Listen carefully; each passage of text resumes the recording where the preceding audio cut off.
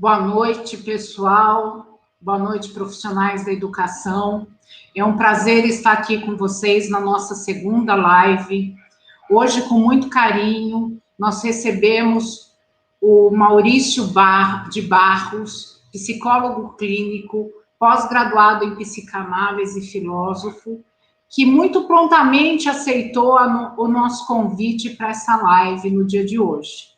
Tá? Nós vamos conversar de um tema chamado resiliência. Estamos aqui com Maurício de Barros.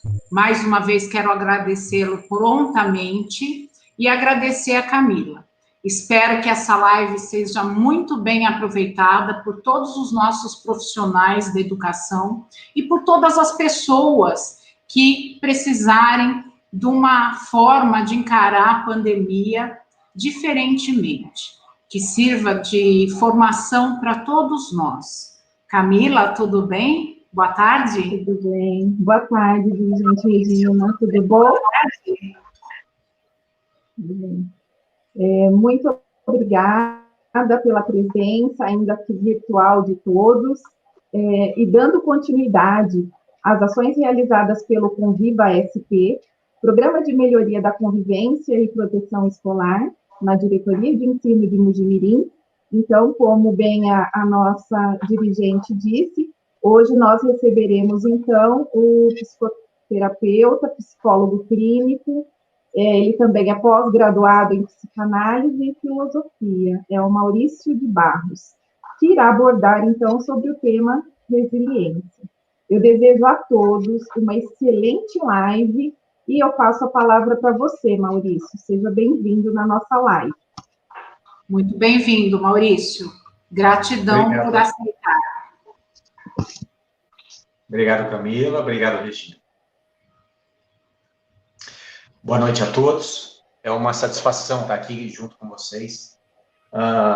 Eu preciso iniciar minha fala prestando os meus sinceros sentimentos a todas as pessoas afetadas direta ou indiretamente pela doença do Covid-19. Fica aqui o meu desejo sincero de ver essas pessoas superando a dor, tanto do adoecimento quanto da perda de entes queridos. Posto isso, eu venho trazer aqui um tema que a gente identifica como um tema de altíssima importância e um tema que cabe a nós uma abordagem no sentido não de trazer simplesmente uma informação, mas propor, a partir de um mínimo de conhecimento sobre do que se trata, uma boa reflexão de aonde eu posso aplicar isso e de que forma isso vai ter uma repercussão na minha vida, na vida da minha família, as pessoas próximas, mas especialmente dos meus alunos. Afinal, eu sou um fator multiplicador de tudo aquilo que acontece na minha vida. Eu também tenho na minha alma uma essência de professor, existe essa vocação dentro de mim, já dei aula no Estado e dei aula em colégios particulares, total 10 anos lecionando. Então, eu também falo de um lugar ao qual vocês pertencem aí, certo? E entendo o trabalho do professor como um trabalho, como outros, um trabalho vocacional, um trabalho que a pessoa não faz exclusivamente por uma satisfação financeira ou uma questão de realização em termos de status material, mas o exercício pleno da alma e de uma potência que pode, se for reconhecida, atribuir um sentido e um valor na vida que vai além de qualquer recompensa material.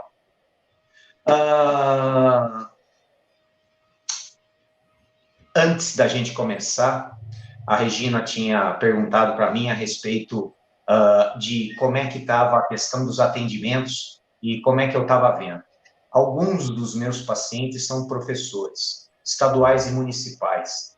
E eu vou estender não só aos professores que eu atendo no meu consultório, mas a todas as pessoas que eu atendo no meu consultório. Eu vou dizer para vocês que nesses últimos 5 meses, eu classifico as pessoas em 3 grupos. As pessoas que estão sendo afetadas conscientemente e inconscientemente pela pandemia, sentindo medo do adoecimento e da morte.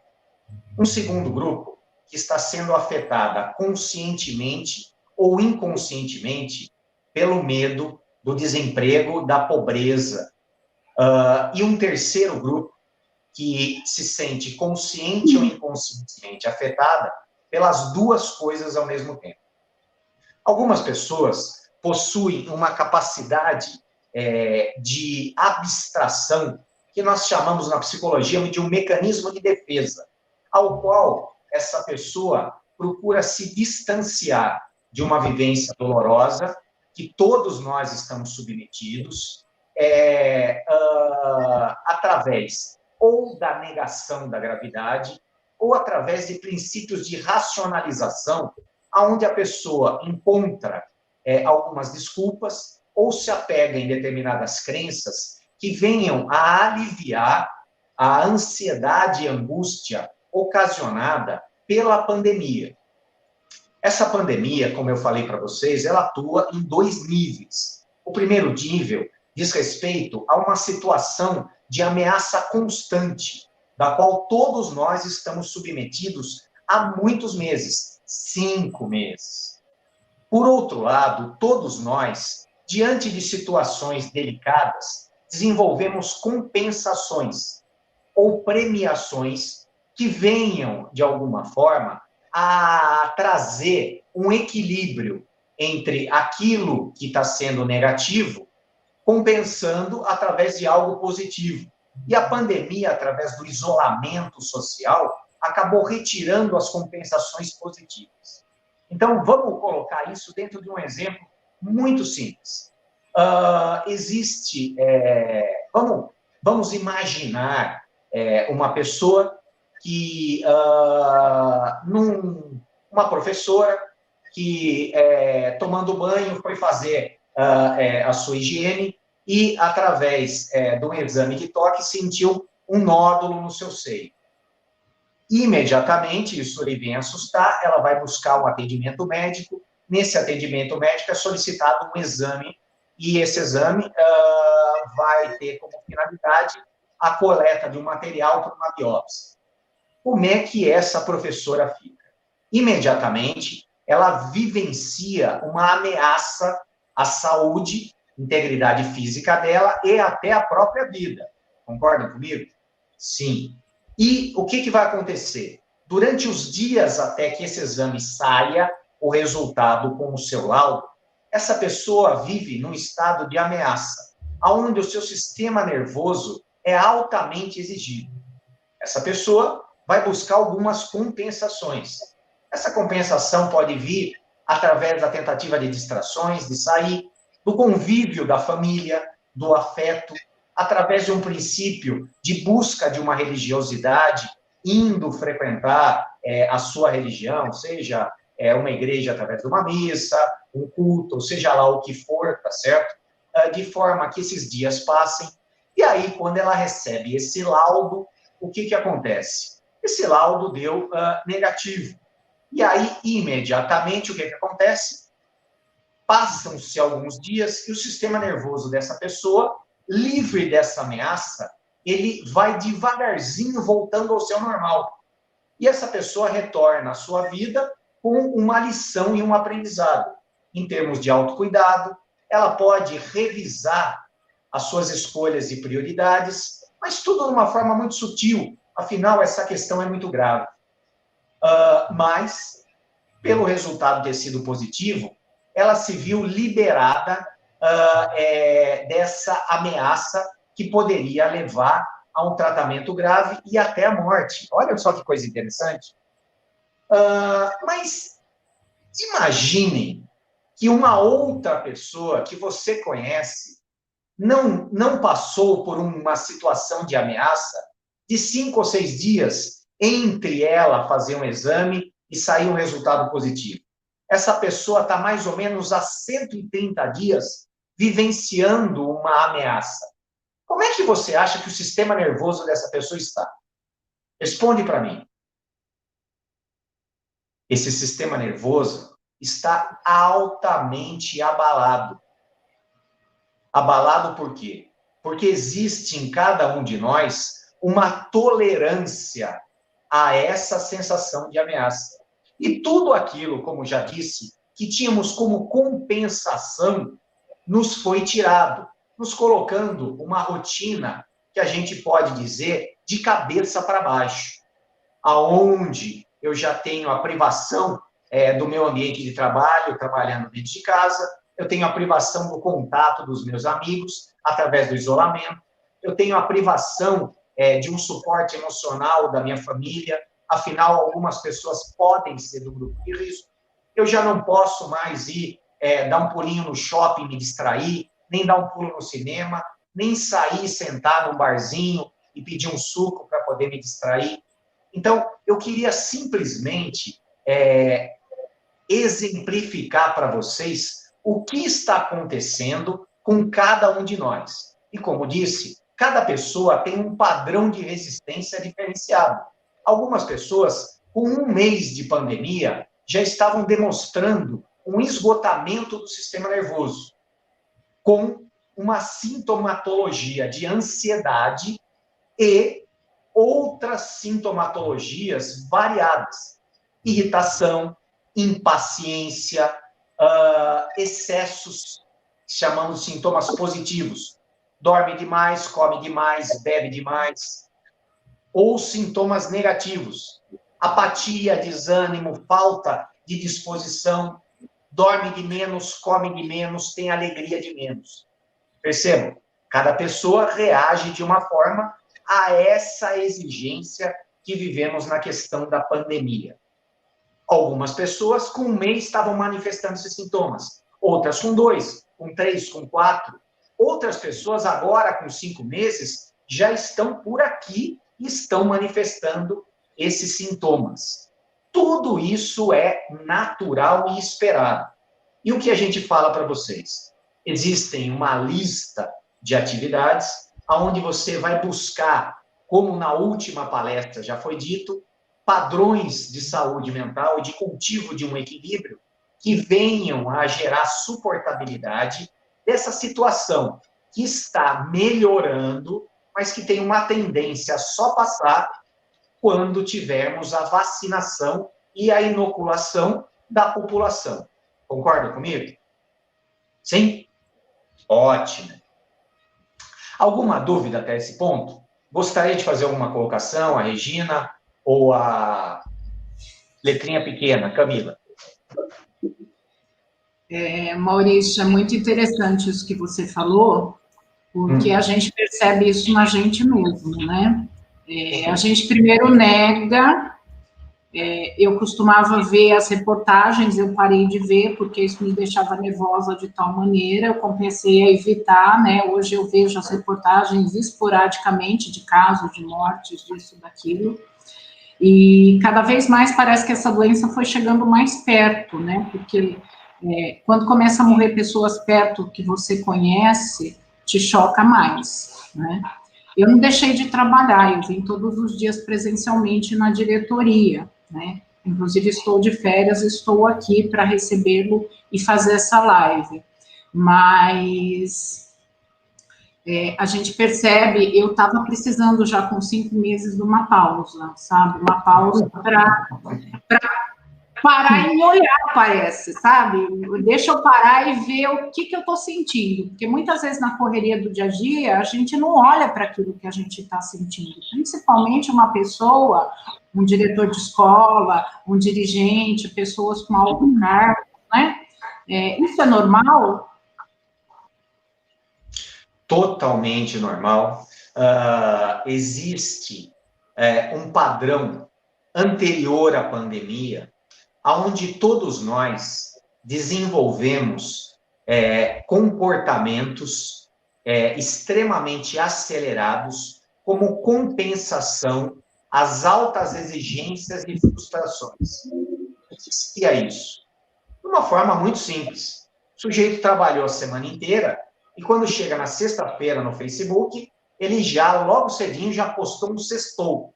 Porque ele está guardando a sexta-feira, o happy hour dele, para ele sentar em algum barzinho, do lado de fora especialmente, para ver o movimento, tomar um ar, e aí comer um lanche, bater um papo, descontrair.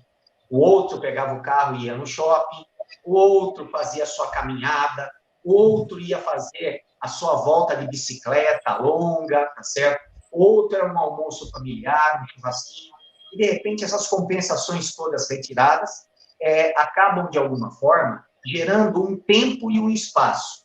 E esse tempo a mais e esse espaço que nos foi tirado abre a possibilidade da gente estar junto com a gente e ter uma autopercepção, uma sensopercepção daquilo que realmente está em desequilíbrio na nossa vida. Ou seja, cobrança, exigência, um desbalanceamento entre o número de horas trabalhada e o número de horas de lazer. Vou fazer um parênteses na minha palestra.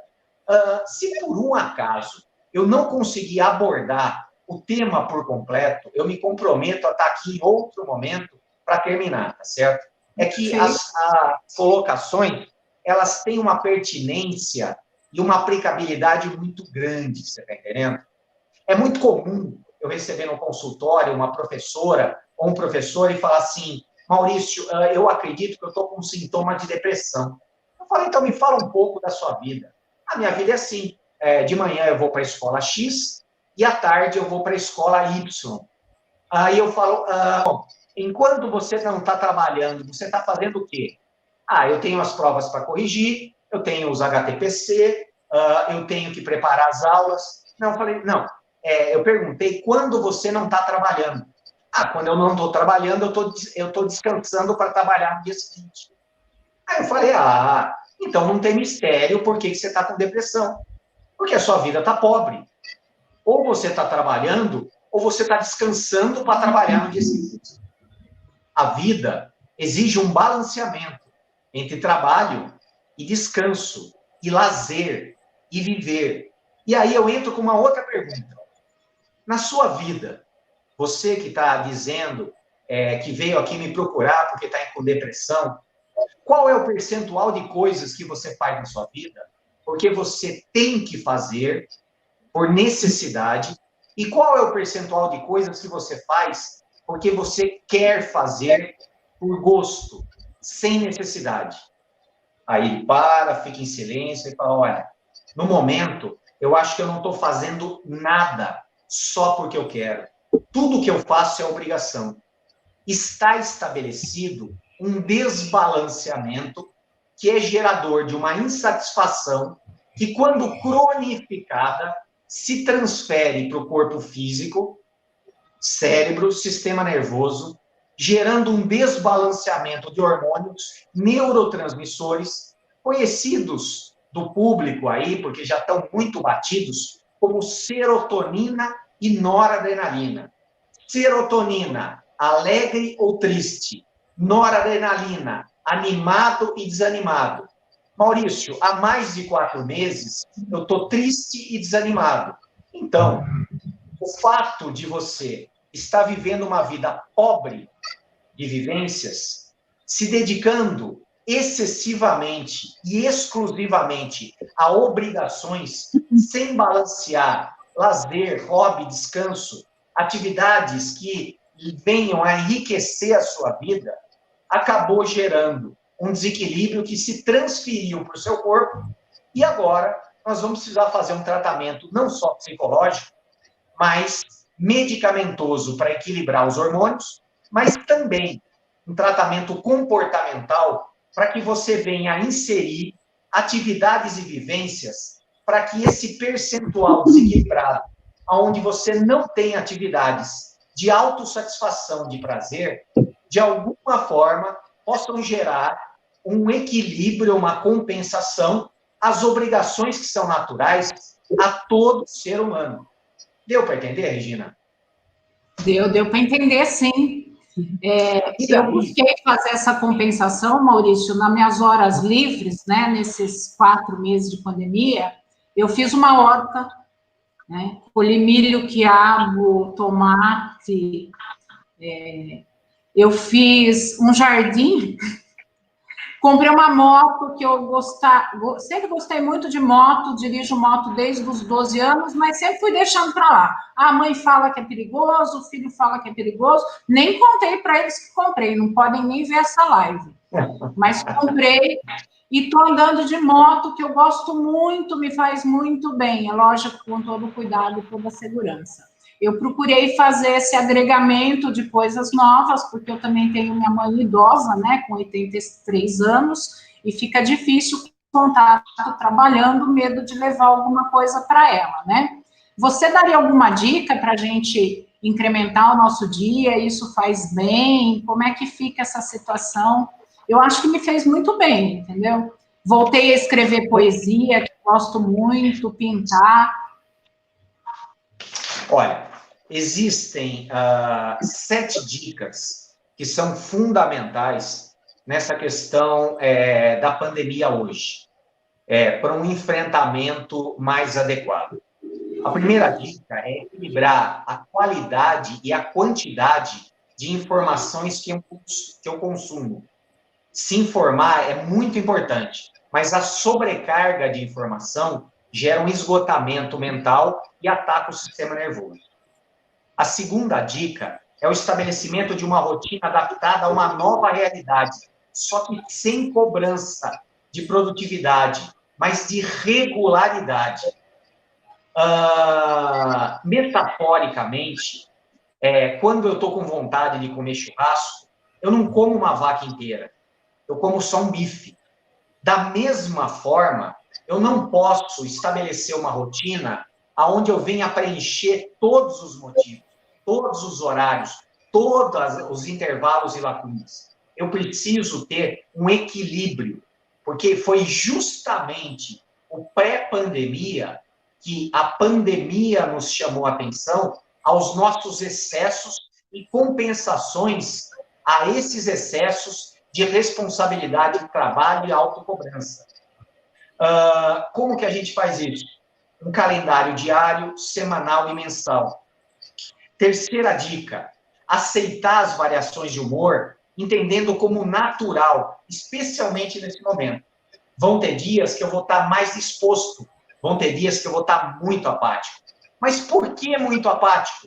Porque inconscientemente esse estado de ameaça suga uma energia psicoemocional, fazendo com que eu não tenha energia motivacional para desempenhar as minhas tarefas. Por isso, uma rotina escrita faz com que eu cumpra as obrigações, mesmo sem vontade, mas num volume que não venha a gerar um esgotamento físico ou mental. Quarto, no caso de agravamento de sintomas, como insônia, irritabilidade, ansiedade, apatia, tristeza, pensamentos pessimistas e negativistas, é importante procurar um profissional da saúde mental. A dica 5, buscar uma socialização dentro dos padrões de segurança. Já está provado, se as pessoas tiverem práticas de segurança, como a utilização de máscaras, higienização e distanciamento social, a possibilidade de infecção beira ao zero. Então, não temos o isolamento, mas o afastamento responsável. O isolamento é exclusivo para pessoas do grupo de risco. Sexta, atividade física e boa alimentação e bom sono são fundamentais para o equilíbrio do sistema nervoso. E a sétima, a busca por um lazer, seja ele qual for. A Regina falou da horta dela, da moto dela. Tem 80% das pessoas, aumentou 80% das pessoas que fazem tricô e crochê. O outro gosta de quebra-cabeça. O outro gosta de jogo de videogame. O outro, cada um vai procurar o que gosta. Mas é importante ter algo para fazer que seja só por prazer, não por obrigação. E que essa atividade, de alguma forma, envolva mente e mão. Porque se a minha atividade de lazer for exclusivamente redes sociais, essas atividades, elas mesclam informações e uma aceleração mental que promove um esgotamento do sistema nervoso central e agrava o quadro ansioso e a perda de energia. Deu para entender isso? Essas dicas vão estar passadas por escrito lá no canal do YouTube. Depois eu mando para o Nino e ele publica para vocês, tá certo? Muito boas essas dicas, muito boas. Mais alguma dúvida antes de eu entrar na resiliência em si? Eu acho que uma coisa bastante importante que eu tenho que perguntar, que eu sinto e que vários profissionais nossos também estão sentindo, é o quanto desgasta esse convívio de tela, de fazer vídeo. Sim. Sabe? É porque a gente não estava acostumado, é porque desgasta mesmo. Qual influência psicológica isso tem na gente? E outra coisa que você falou, que eu gostaria de perguntar, Maurício, é sobre o dosar, tá? Eu acho que nessa mensagem que você passa é a gente saber dosar o nosso campo profissional e o nosso campo pessoal, né? Eu lembro que eu li um livro que me falava que a gente na vida tem várias cestas. Você tem que dispor suas maçãs, algumas em cada cesta. Então, a cesta do trabalho, a cesta da família, a cesta da diversão, a cesta do passeio, a cesta da leitura, enfim, a cesta de você ter um tempo para você, para cuidar de si, né? Para que quando uma dessas cestas te faltasse, você ter onde se segurar nas outras. Eu queria que você comentasse um pouquinho disso. Eu vou comentar porque eu uso isso no meu consultório constantemente como uma ferramenta terapêutica. Só que eu, diferente de você, Regina, eu não uso a maçã de cestas. Eu sou mais guloso, eu uso uma pizza com 8 pedaços, tá certo? Não, tá bom. A vida é uma pizza, onde cada pizza é uma área.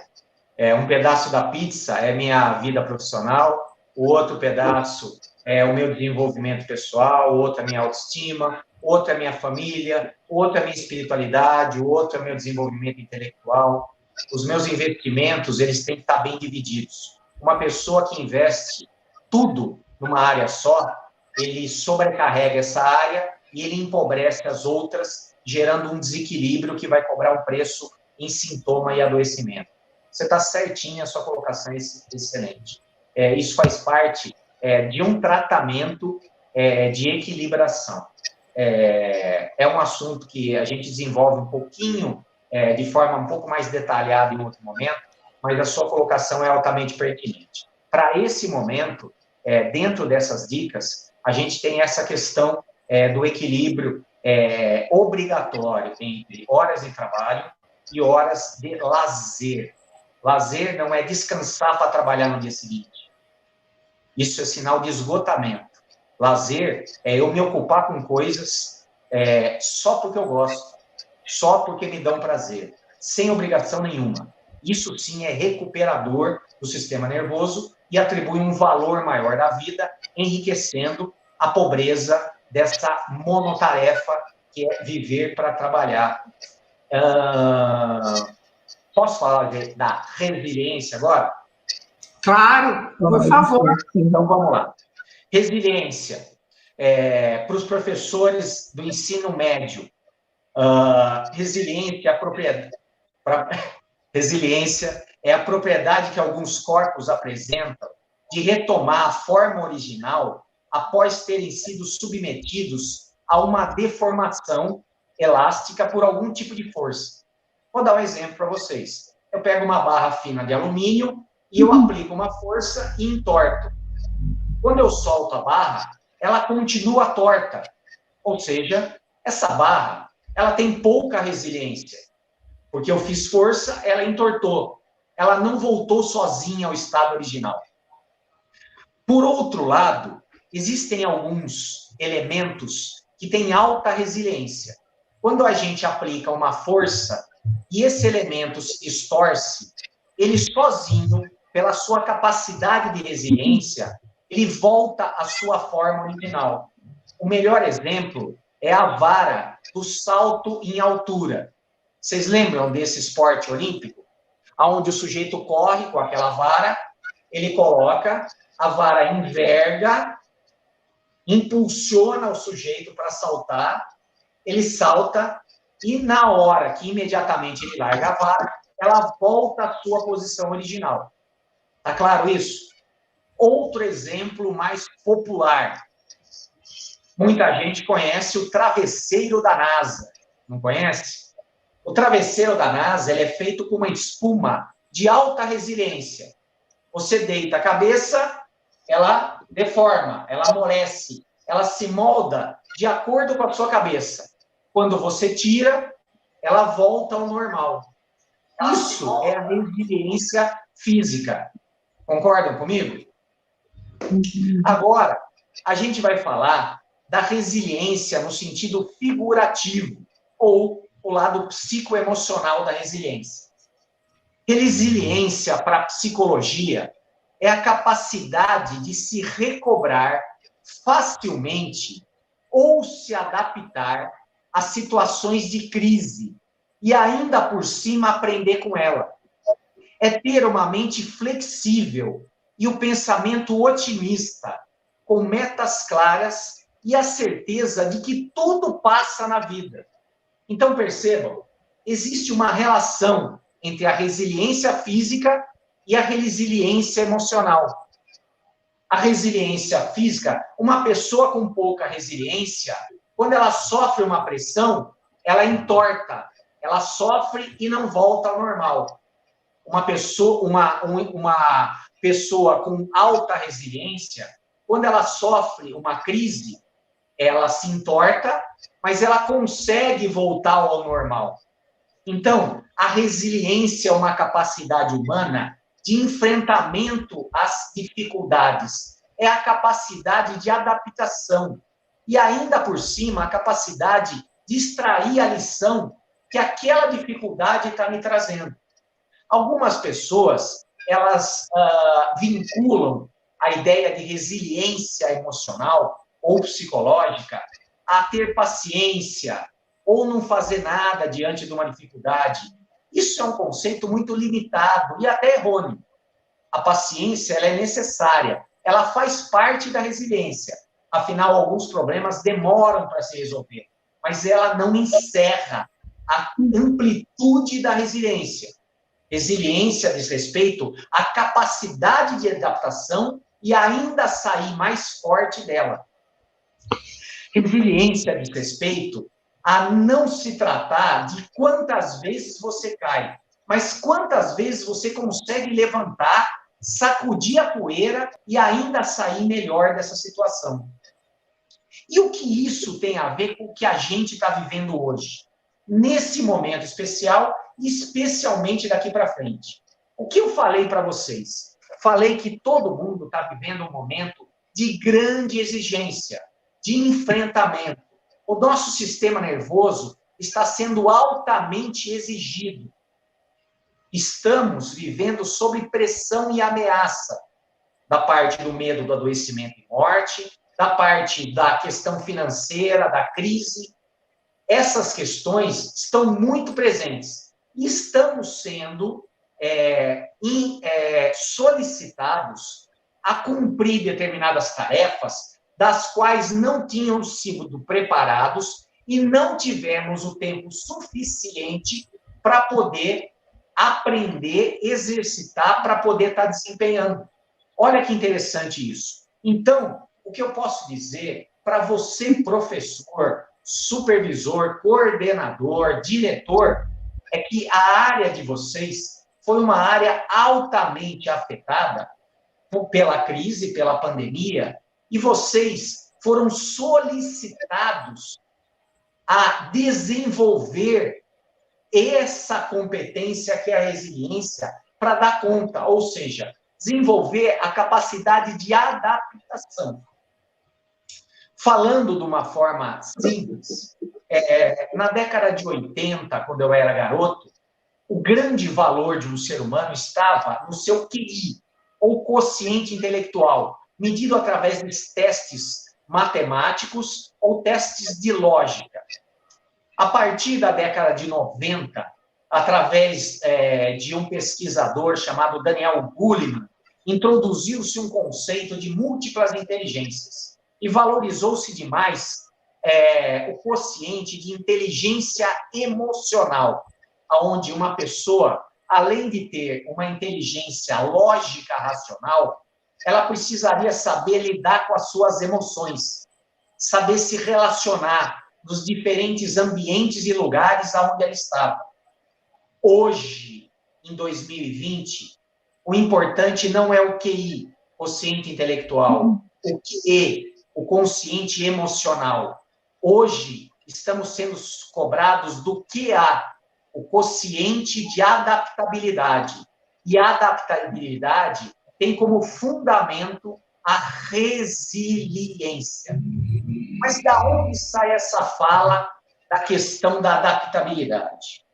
Darwin, no início dos seus trabalhos revolucionários na ciência humana, ele fala da sobrevivência do mais forte. E depois, ele vem tratar da sobrevivência do mais adaptável. E aí, ele traz os seus estudos das tartarugas das Ilhas Galápagos, que vocês, professores, conhecem bem a história. As tartarugas daquela ilha tinham um pescoço enorme.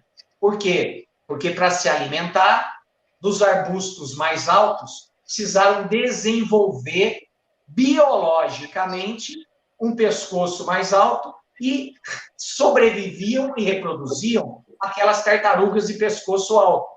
E coisa que em outras ilhas com vegetação rasteira, as tartarugas tinham um pescoço curto porque se alimentavam de vegetação rasteira. Então, percebam, darwinianamente falando, a sobrevivência é do mais adaptável, não do mais forte. E como exemplo para vocês, tirando da área educacional e passando para a área comercial, vocês que moram aqui na região de Mojimirim, aqui da regional, é muito comum você ver na sua cidade estabelecimentos comerciais que fecharam as portas. Por quê? Por incapacidade, incompetência? Não. Por falta de adaptabilidade e, consequentemente, a sua causadora ou fundadora resiliente. Um dono de estabelecimento que tem resiliência, ele mantém a positividade diante da crise. Ele entende que essa crise, ela vem como algo a testar as suas competências, que ele, em vez de se estagnar, tem que buscar dentro de si capacidades e as exercitá-las para poder vencer essa adversidade. E é justamente o exercício dessas competências que ele já tem, que são colocadas em práticas, gerando a adaptabilidade. Exemplo, existe um restaurante aqui na cidade que, diante da crise, ele fecha suas portas e aguarda a reabertura. O outro restaurante, o que ele faz? Ele faz ele faz uma lista solicitando de todos os seus clientes e contatos do Facebook um WhatsApp. E aí, esse restaurante, no início da semana, prepara um cardápio para ser entregue no domingo. Esse cardápio consta de 5 pratos. Leitão à pururuca, com os acompanhamentos de comida mineira. Nhoque com bife à parmegiana. Feijoada. Macarronada. E cada um com o seu preço. Quando chega na sexta-feira à tarde, ou no sábado, ele já envia via WhatsApp esse cardápio, solicitando por ali mesmo as encomendas.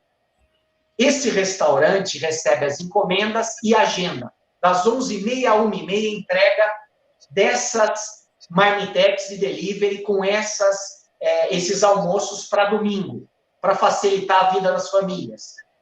O dono desse restaurante me falou que ele teve um lucro de 30% a mais do que o movimento normal que ele tinha no restaurante por conta das lotações. Que o custo dele caiu pela ausência de garçons.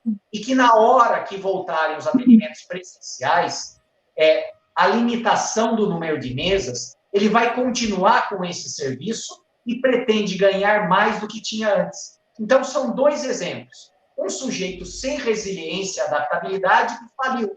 E o outro com resiliência e adaptabilidade, que achou dentro de si capacidades e competências, que se esforçou, que buscou dentro de si algo a mais para poder ser aplicado e buscou um sentido profundo naquilo que ele estava vivenciando como possibilidade de melhoria e desenvolvimento. E aplicou isso nessa adaptabilidade e hoje está numa condição melhor e sai na frente. Mas, Maurício, você está falando de restaurante? Estou. Mas eu quero trazer isso para o professor, que estava acostumado, existe uma geração, os professores estão em múltiplas gerações. Tem professor recém-formado, tem professor com 20 anos e tem professor com quase na aposentadoria. Independente da sua apresentação, o que nós temos? De uma hora para outra, abandonamos o giz e a lousa e vamos agora nos adaptar a essa nova modalidade. De acordo com a sua capacidade de resiliência, você vai ter maior dificuldade ou maior facilidade de humildemente se esforçar e buscar recursos para atender essa demanda que está sendo solicitada para você. Se você tiver compreensão que a resiliência é uma grande competência humana, que uma pessoa não nasce com resiliência, ela desenvolve essa resiliência a partir da compreensão e do exercício com disciplina e regularidade, até que ela se estabeleça como um hábito dentro de mim, como múltiplos outros hábitos que eu não tinha, e por conta do meu desejo e intenção, eu acabei adquirindo durante a minha vida profissional e pessoal. E aí você, professor, com mais ou menos dificuldade, se propõe a enfrentar essa tarefa. E aí, a minha sugestão como psicólogo, como ser humano, você merece o meu respeito, porque, independente das suas dificuldades, independente das limitações físicas e estruturais, você se dispôs a buscar os recursos necessários para estar cumprindo a sua finalidade, que é levar o conhecimento e a formação educacional para os seus alunos. Esse tipo de coisa já merece alto louvor da sua parte. E se você é uma pessoa que se cobra muito e se exija, lembre-se que excesso de autocobrança e de autoexigência tem a ver com orgulho, porque humildade é a aceitação das nossas limitações. Humildade é aceitar que ninguém nasce sabendo. Humildade é aceitar que eu tenho mais facilidade para umas coisas e para as outras. E, mesmo tendo dificuldade, eu não vou deixar de fazer, porque o meu compromisso não é com o resultado, é com o esforço. Se eu, professor mais velho, médio ou novo, estou me esforçando, eu deito a cabeça no travesseiro e me sinto em paz e satisfeito comigo mesmo, porque eu estou de parabéns. Eu fiz o meu melhor dentro das minhas limitações, dentro das condições, dentro das exigências desse momento, que é um momento de contingência, de grave crise e dificuldade, aonde a gente está fazendo das tripas coração para poder atender uma exigência da qual não fomos preparados, mas estamos bravamente lutando. Então, o que eu estou te dizendo, meu querido ouvinte? Seja caridoso com você, tenha carinho, tenha respeito, tenha admiração por aquilo que você está fazendo, com maior ou menor dificuldade, porque excesso de autocobrança, perfeccionismo, exigência é algo totalmente desnecessário nesse momento, que rouba a energia de você, que poderia estar sendo aplicada na sua vida pessoal, no seu equilíbrio. Os meus professores, pacientes mais atacados de depressão, ansiedade e angústia, não são aqueles que têm mais sensibilidade fisiológica do sistema nervoso, mas são aqueles que, por orgulho, são mais autoexigentes, autocobrantes, perfeccionistas. Vá mais devagar, faça o seu possível, porque o seu possível já é o melhor. E se satisfaça com isso, porque isso já é de muito valor. Repito para você, lição que eu aprendi de humildade na minha profissão. Amo minha profissão, faço por vocação, mas tenho um compromisso não com o resultado, com o meu esforço. Se o meu paciente melhora ou não melhora, são variáveis que estão além do meu controle. Eu deito na cama, no meu quarto, na meu travesseiro, faço uma prece agradecendo o dia, a oportunidade de trabalho, a minha saúde, e fico tranquilo, porque eu fiz o meu melhor. Independente se o meu melhor é muito ou é pouco. O meu melhor é o que eu tinha para oferecer. Agora, se lá do outro lado foi mais ou menos, esse controle eu já não vou ter. Fala, Regina, você está com uma carinha de quem está querendo entrar na conversa. Por favor. Maurício, eu preciso aproveitar essa oportunidade, porque muitos professores, muitos profissionais da nossa diretoria estão vendo essa live e vão vê-la, porque ela vai ficar disponível no nosso canal. E eu sou professora de formação, nunca deixei de ser, e eu preciso parabenizar todos esses profissionais, porque eles foram resilientes. Eles se reinventaram e têm se reinventado a cada momento. Você me desculpa que eu, como dirigente, fico até emocionada de falar. São trabalhos maravilhosos, são ações maravilhosas, e quando você falou que tem todo o respeito e orgulho por eles, eu tenho todo o respeito e orgulho por todos os professores, todos os diretores, todos os vice-diretores, todos os nossos professores coordenadores, todos os nossos supervisores de ensino. Eu agradeço essa equipe, o tanto que tem feito e o tanto que tem se reinventado. Então, eu não poderia deixar de falar isso. No momento difícil, essa equipe se uniu, eu costumo falar que juntos nós somos mais fortes, e mostrou que é possível e tem feito, assim, o máximo para levar aprendizagem para os nossos alunos. Então, meu respeito, meu orgulho e minha gratidão a todos vocês. Vou dar exemplos aqui. Eu tenho um exemplo de professoras que falta um ano para se aposentar. Ela teve que pedir para o sobrinho comprar um smartphone para ela, instalar os aplicativos, ensinar ela a estar usando, para ela poder dar conta dessa atividade, tá certo? Foi muito difícil para ela, mas ela não renegou essa atividade e fez. Eu fiz uma live com uma escola de pedreira, através de uma professora amiga chamada Regina, também, eles contando da precariedade do lugar que eles atendem, onde os alunos não têm acesso à tecnologia, e eles se dispõem a ir levar, muitas vezes, na casa dos alunos, as atividades para eles desenvolverem. Você vê, esse é o tipo de coisa que é de arrepiar. Realmente, esse é o aspecto vocacional do professor. Aquela coisa que vem da alma, é uma potência. Se Aristóteles pudesse estar falando aqui, a felicidade e a realização humana está no exercício pleno daquilo que é o lado vocacional.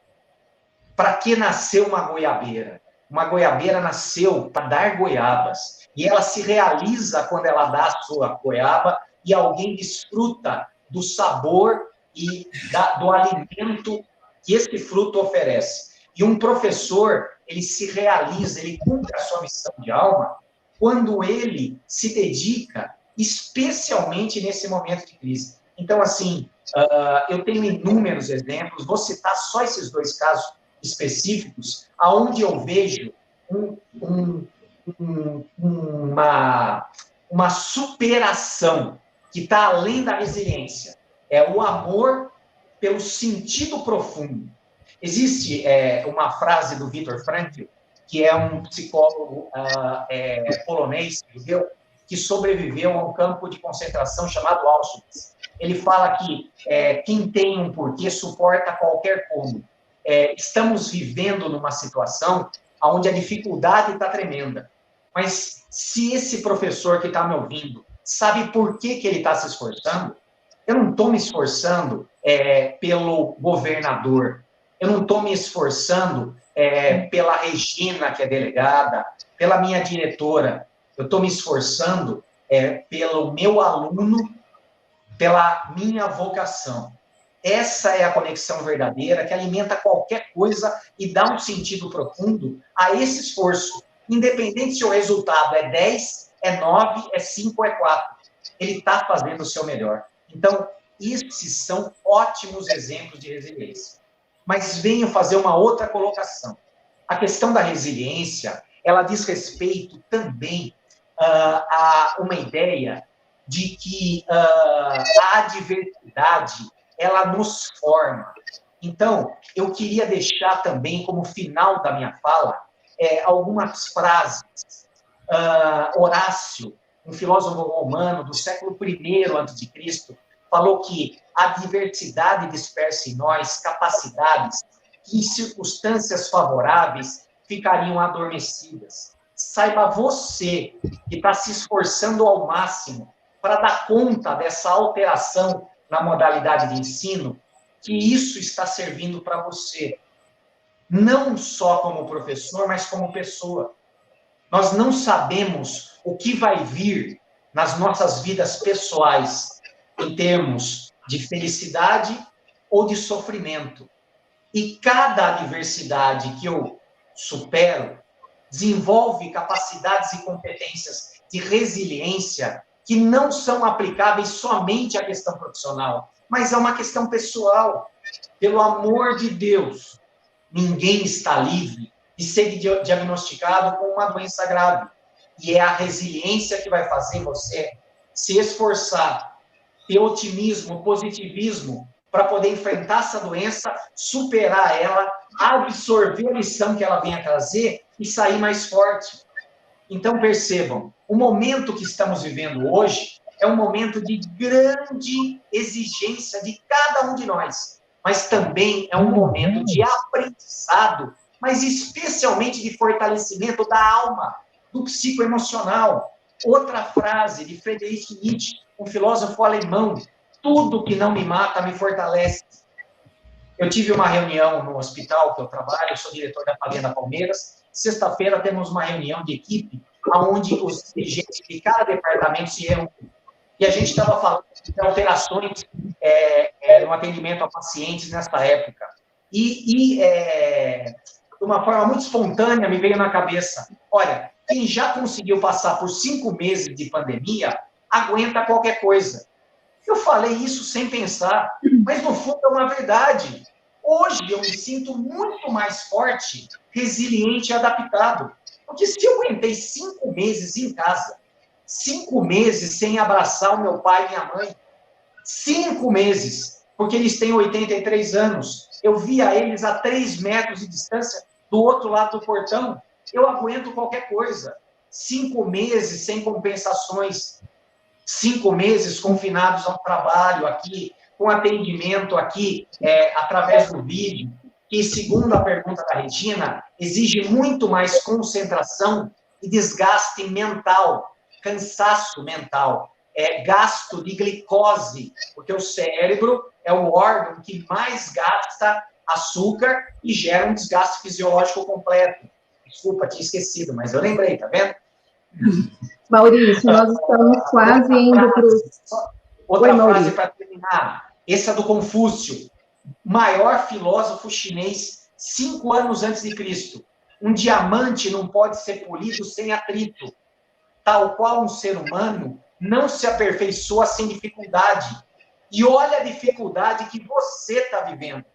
Essa dificuldade, ela está te desgastando, mas ela está te aperfeiçoando. Então, entenda, a resiliência, se ela for incorporada como uma competência, você vai se utilizar dela para o resto da sua vida, em qualquer área das maçãs da Regina ou dos meus pedaços de pizza, tá certo?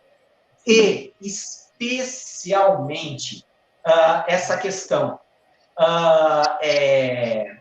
o fortalecimento que essa situação vem trazer para cada um de nós. Isso é fundamental. Aprendizado, fortalecimento, resiliência em cada uma das coisas. A minha mensagem, ela ficou um pouco resumida, porque foquei em outros aspectos. Mas, como já disse, me coloco à disposição para, numa outra oportunidade, abordar outras questões aqui, tá certo? Sobre revisão de valores dessa pandemia, sobre questões de reflexões sobre o que a gente pode estar aprendendo com esse evento que a gente está fazendo. Mas eu acho que para hoje, o pouco valeu a pena, certo? Agradeço a oportunidade da Regina e da Camila e passo a palavra a elas para finalização, para perguntas também, que eu ouvi falar que tem isso. Sim. Maurício, eu preciso falar da educação estão mostrando a resiliência na prática. Essa é uma das mensagens que estão postando aqui no chat. Tá? Então, tem vários agradecimentos, vários elogios a você, viu? Foi excelente a live, adorei te ouvir, viu? Muito obrigada mesmo. E agora a gente vai para as considerações finais, que agora já está quase no finalzinho. Temos algumas perguntas no chat, aí depois a gente disponibiliza para você poder lê-las, tá? E depois respondê-las também. Maurício, obrigada. Estar fazendo essa live foi um canal de muita resiliência. E eu não poderia deixar de cumprimentar nesse momento a todos os PCNPs que fizeram lives de orientação para os nossos professores e para as nossas escolas, que para a gente fazer uma live no YouTube, a gente precisa de 1000 inscritos no mínimo, né? Não é fácil fazer. E quando eu dei a ideia que nós faríamos live, eu me lembro até hoje que eles fariam vídeo de orientação para as escolas, eu me lembro até hoje do olhinho desesperado de cada um. Então, eu queria dizer para cada um, ó, pessoal, vocês são fantásticos, deu certo, o canal está aí, as suas orientações estão aí, vocês estão se superando, tanto os PCNPs quanto os supervisores, que esse canal está aberto tanto para PCNPs, quanto para supervisores, quanto para diretores, quanto qualquer membro da secretaria nossa aqui, da Diretoria de Ensino de Mojimirim participar. Eu queria agradecer, Maurício, imensamente a sua participação. Tem vários comentários, tem gente elogiando, falando que passou a fazer tricô, crochê depois da pandemia. Tem gente falando que esse ensinamento que você deu é igual bambu, vários supervisores se posicionando. Eu queria dizer que a resiliência é para a nossa vida, né? Ser resiliente neste momento, e mais do que nunca, acredito que na vida é uma questão de sobrevivência. Agradeço imensamente você, esse canal também está aberto para sempre que você quiser participar com a gente. Agradeço o Nino, que fica nos bastidores também, não esquecer do Nino e da Gleise, e sobe vídeo, desce vídeo, põe foto, isso e aquilo. Então, pessoal da Diretoria de Ensino de Mojimirim, muito obrigado. Essa foi a nossa live de hoje.